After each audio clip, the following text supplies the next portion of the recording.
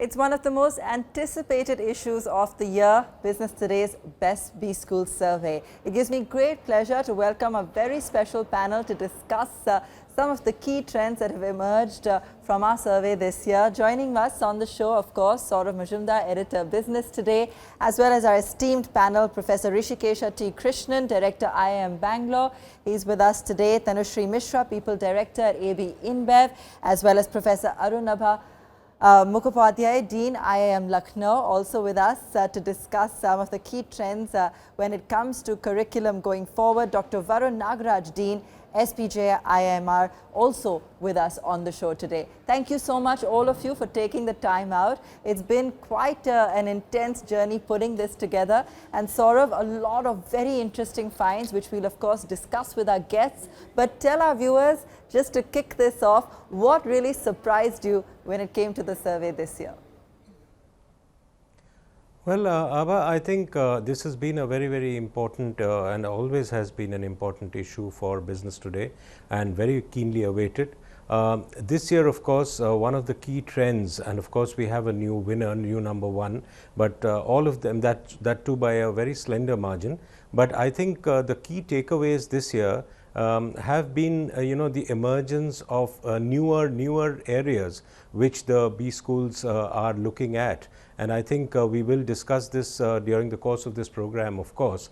But one of the key trends is the advent of data, the online piece, the blended MBAs, and a lot of the other things, for instance, how the artificial intelligence and machine learning can be sort of embedded in the curriculum. All of that, I think, is emerging as one of the most important areas which we are seeing in the business management space. So let's take that forward. Professor Hrishikesha, let me come to you first and get a sense from you on how curriculums are changing to incorporate the increased focus today on machine learning, on AI, on technology. Well, as you know, there are a few things which are really changing management education. One is digital, the second one is data, and the third one is ESG. So let me just focus on the first two. So as far as data is concerned, I think there's a pretty wide spectrum. Some companies really want people who can deal with data sets, tools, some of the methods of business analytics. Others are quite happy if students can use data and come up with good insights. So we are trying to make sure that our students have all the tools that they require to be successful. So as you just mentioned in your question, courses on AI, business intelligence, various aspects of analytics, all of these are becoming part of the curriculum now. And the other big change that's happening is we're also beginning to start specialized programs. For example, at IMB last year, we started a specialization in business analytics, and that has a much stronger dose of many of the topics that you just mentioned. Okay. Tanushree, tell us why this is becoming increasingly important in terms of how sectors are applying some of this knowledge and why it's become critical for applicants to go for courses that really incorporate some of the key changes that are rapidly taking place in the industry.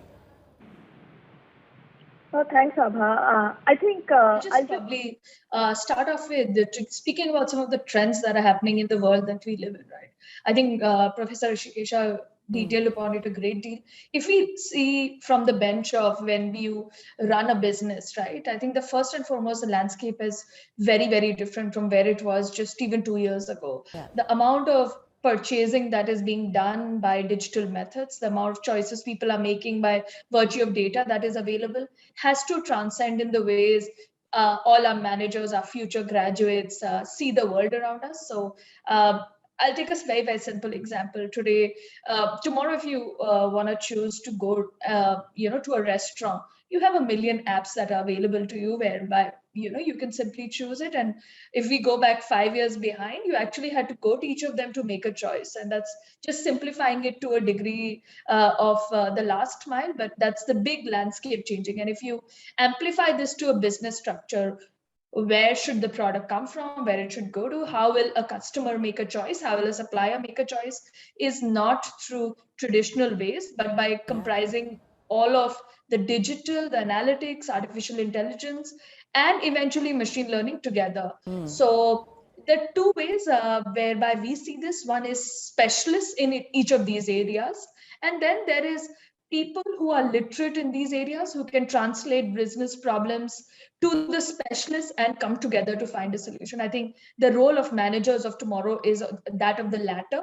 While some of them may choose the generalist, the managerial path, but I think there is no one who is exempt from understanding this language, and thereby very, very good movement by all schools to get people to a fundamental level of understanding and education, and then let them make the choice of either deep diving their careers or becoming translators of the business and the technological needs. Okay. Saurav, why don't you come in here, because you touched upon blended learning and partnerships, and I know that, you also have, several questions for our panelists. Yes, Abha, I think one of the questions which I would like to ask any of the professors, eminent professors out here, is that why is there such a predominance, in fact, of government-run institutions in the top 10? 7 out of 10 in our list itself are government-run, and 4 out of 5 in the top 5. So the only exception being SP Jain, IMR, and I think I would like to ask maybe Professor Nagaraj, what is the reason for that? I think that's a bit of an unfair question to ask the only private school in that list as to why so few private schools. So honestly, I mean, you're the ones that set the criteria. You're the ones that have basically ranked the schools. So my guess is it primarily has to do with that. Up about the relative tuition and the ROI, and those parts I can understand. But beyond that, different ranking structures give you different outcomes. So I'd actually put the question back at you and sort of say, what was in your criteria that favored the government-run institutions so deeply? No, I think ROI definitely is an important aspect, Professor, because I think the government-run institutions score favorably on that count. The other point I think which one needs to understand, and I think Professor Hrishikesha also spoke about it when we did the lead essay in the magazine, is how much of the new AI, ML, data, etc. are actually I can understand the top schools, but what about the rest of them? And equally important, with the advent of more and more of these edtech companies coming into the picture, how does that sort of compare, and what is the fate then of the smaller, not that well known B schools? Any of you want to answer that? Sure, I'll take a shot at that. Sort of, I was partially teasing you by putting the question back at you. These newer topics, these newer trends, as you say, are certainly things that business schools need to incorporate. But again, the question is really one of quality. It doesn't take a genius to figure out that there are 4 or 5 new buzzwords that have emerged that every employer is looking at, that you can't pick up a magazine without looking at those phrases, and suddenly everybody's an expert on neural networks and deep learning and so forth. So, taking the cynical view, I think any school can go about offering courses in those particular areas, right? The question is a degree of quality and a degree of depth. And I think, so my assumption is that most private schools are certainly offering these kinds of things. Now, in our case, we have the luxury of having great faculty, of having great contacts with an industry, and therefore our incorporation of these topics, I feel very good about. And much as Professor Hrishikesh said, we also are starting a specialization in the analytics space, which requires obviously a much greater level of deep diving, not just translating, as my colleague said. And it may be possible that some of the other private schools have thrown those buzzwords in, but haven't necessarily gotten the faculty or the depth to actually do a credible job of delivering against it. Professor Arunabha, let me bring you in here. Go ahead, Saurav. Go ahead. I think you had a follow-up. No, I was just asking, I was just talking about the second part of my Yeah. question also. Maybe Professor Arun Mukhopadhyay can answer that. How does, the advent of edtech companies coming into the picture, and that's been an important part of a theme in this issue which we've just put out. How does that, sort of weigh on the future of the, middle and not that well-known B schools? Because there are quite a few of them. Right. So that's a very interesting question and observation that you have. Like, for example, Coursera and other edtech companies who are trying to augment the space with offerings. But what I understand is that, it's a quality of the delivery that's going to make the difference. So yes, and also the coverage. So when you're talking about putting in AI or ML, or if you're talking about analytics for that matter, into the overall course outline, the basic focus here is to augment decision making in an organization, right? So the courses should be in such a manner built that it somehow helps somebody as a manager to benefit out of it, right? So you're not just offering some hands-on regarding some programming language or related issues, but you want it to be wholesome. You want it to be a package in a comprehensive manner so that the decision making can get facilitated. So say, think about a KPI that you want to impact. Maybe you want to address the fact that whether your spend on advertisement is going in the right direction or not. So you need to actually understand that this is the business problem that you're trying to focus. So in that context, what type of modeling, what type of data requirements do you need to scrape the entire social media, or do you need to look at Facebook, or do you need to look at some other outlets as a source of data? And based on that, you model and create the curriculum. So what I would say is that yes, the edtechs can actually supplement the learning process, but it has to be a comprehensive mechanism of developing a curriculum, which will actually be the win-win. And I'm sure that both these two entities can be existent simultaneously as well. Professor Hrishikesha, give us an example of some of these new age courses, for those of our viewers who are still in the exploratory mode and, for whom this is a new area. Talk to us really about the kind of curriculum and the options and really how universities are trying to go deeper into incorporating some of the things that we've discussed, whether it comes to AI, tech, etc. Yeah, so I think one of the advantages that an institution like ours has is that we have people with quite deep domain expertise. Let me take the example of artificial intelligence. One of our professors, Professor Rahul Dey, he did his PhD several years ago in AI. Of course, as you know, AI as a field has had a comeback. It used to be one of the fields that people in computer science were pursuing very assiduously. Then it kind of went into a bit of a slumber because the computing power required to make AI happen wasn't there. But we have Professor Rahul Dey on the faculty, and with his strong background in AI, today he is able to offer multiple courses with AI. He's able to look at the link between AI and innovation. He's able to look at the link between AI and strategy. He is basically able to offer multiple elective courses which incorporate the applications of AI in different domains. But that's possible because he has this deep expertise that he has developed over 2 or 3 decades now. And that's the kind of advantage we have. Of course, we also have several courses related to analytics and machine learning and so on. We have a data center and analytics lab, which has been offering a business analytics and intelligence certificate program for many years.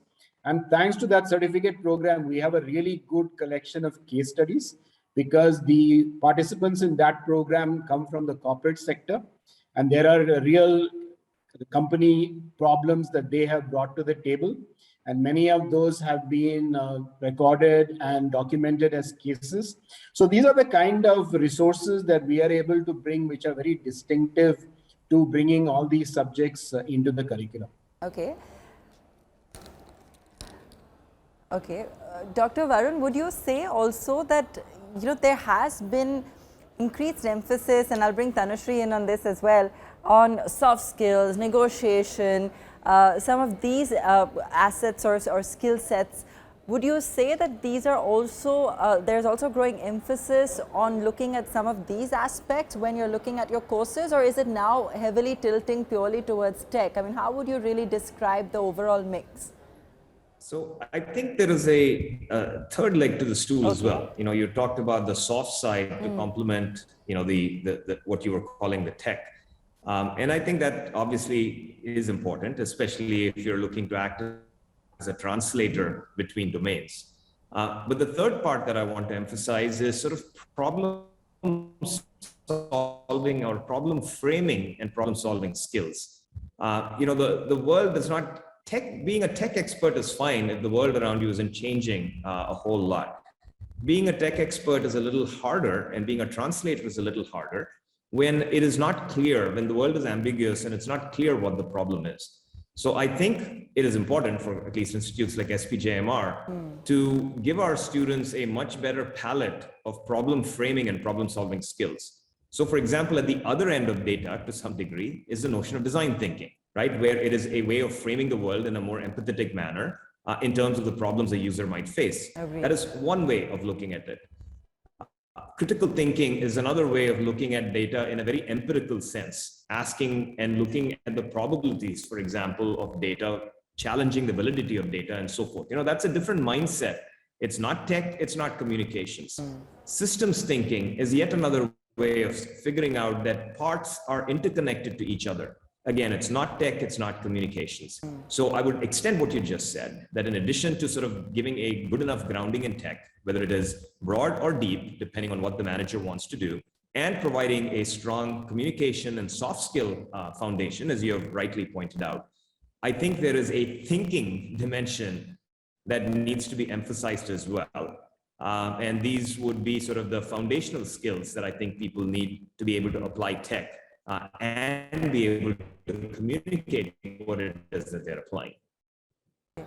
How interesting. Tanushree, do you want to come in on that? Because I'm also curious to know what employers are looking for in particular.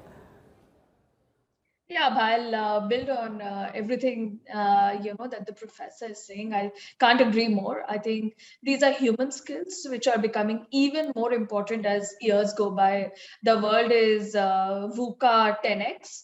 As we tread more and more deep into it, I think we have to see how to be agile. We have to see how to communicate to people even more strongly to be able to translate all the things that are around the world and, solving business problems. And I think we've seen a lot in the last 2 years how human values are becoming more and more strong. And I think the role of a manager, and which is what our top B schools aim to be eventually, will depend a great deal on how managers in the new world, the Industrial Revolution 4.0 will look like. And I think these things are here to stay. They are not going anywhere. They'll become more and more operational, because the day of a manager today will have some degrees of everyday items, operations, which will go out. So their roles will become more and more strategic, and the ability to translate everything that is happening outside to inside will depend on how their skills around their teams, their leadership, their strategic thinking, problem solving, critical thinking, and biggest of all, empathy will stand. And I think that will be the true reflection of the generation of managers who are to come in the Industrial Revolution 4.0. Saurav, do you want to come in here?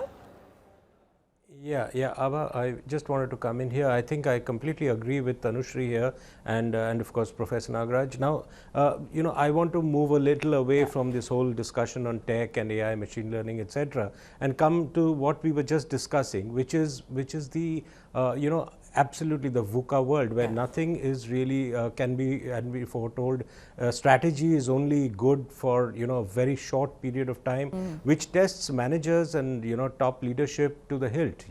So how much is actually being taught to today's business management students on that front, and in what form, is something I would like to know, maybe from Professor Mukhopadhyay or whoever would like to take this, because I think it's very important. One part is the soft skills. Today there's the other issue of purpose-driven leadership. So I think these are the areas which need to be discussed more and more, and are management schools doing enough on this front is something I'd like to know. Okay. Yeah, that's a Professor very Mukhopadhyay, interesting- maybe? Yes? Yeah. Yeah, that's a very interesting question. Yes. So, since we are living in a volatile and uncertain environment, and to add to it with things like the pandemic around, things have become more hazy, more complicated. So, yeah, the business leaders who come out of this, or the business students who come out or pass from these schools, are being honed with skills by which they can take decisions under uncertain situations. So there are courses on, if I just talk about a bit about quantitative courses, risk management, etc. On the other side, there are courses on team building. So we we're just talking about a few minutes back that how you can have soft skills and leadership qualities. So we have courses on team building, which can actually ensure that in whatever situation you are in, how do you as a leader able to create a team around yourself and lead it ahead. So that's focus in many big schools. Even in IIM Lucknow, we also have courses on that. So we do focus a lot about ensuring that we provide some sort of a skill sets for a person who comes into the course and becomes a bit transformed as he goes out as a leader. So leadership qualities are taught through various courses. Then we have a course in on communications, which talks about leadership through literature. So where the students are given a set of books which are classics, and they go through it and they try to figure out how the protagonist there was behaving under various situations. So there are various models which are by which we try to and which are actually getting incorporated in the curriculum or is in the curriculum, by which we try to actually train our students or give them a feel of how they should be responding to uncertain situations or situations where things need to be thought on their foot. So that's what we do here. There are a couple of courses on that. There are also other courses which are aimed at helping the students learn the tricks of the game so that they can hit the ground running. All right.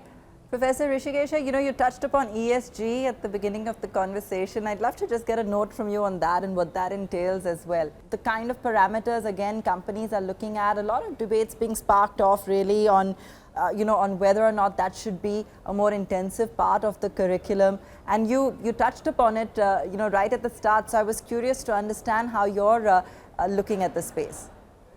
Yeah, thank you. So I think one thing is clear. I mean, if you just look at, as we speak right now, the Glasgow summit is just about to start. And, we've just heard a lot of talk about the importance of climate change. So one thing is for sure that the manager of tomorrow needs to be very sensitive to all these issues. We see some of the top companies in the world, whether it be Unilever globally or ITC in India, actively adopting triple bottom line and net zero and all these concepts in whatever they are doing. So I think there are a few different dimensions to this. One is certainly in terms of perspective, understanding the connections between different decisions you take and the environment. I think the overall big piece is extremely important. The second thing that's important is understanding the tools for managing sustainably. So this could include things like, how your energy consumption is, your water consumption, recycling, net zero emissions, monitoring all of these. I think that's a second important thing. But the third most challenging aspect of ESG is looking at how do you actually take decisions which might sometimes be at the cost of the profits of the company in the short term, but will certainly have a bigger environmental positive impact in the long term. And you need courageous leaders who can take those kind of positions, defend them to their stakeholders, and then show how important it is for companies to take these kind of stands.